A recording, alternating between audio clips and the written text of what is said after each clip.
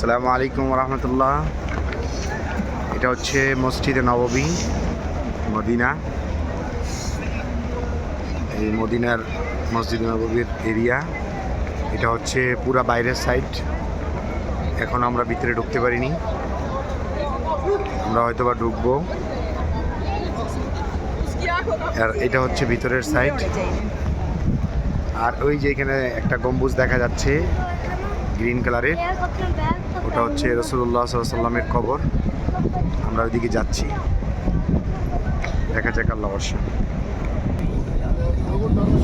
যে গম্বুজটা দেখতে পাচ্ছেন, সবুজ গম্বুজ, এটা রাসূলুল্লাহ সাল্লাল্লাহু আলাইহি ওয়াসাল্লামের। আমরা ওইদিকে যাওয়ার চেষ্টা করছি ইনশাআল্লাহ।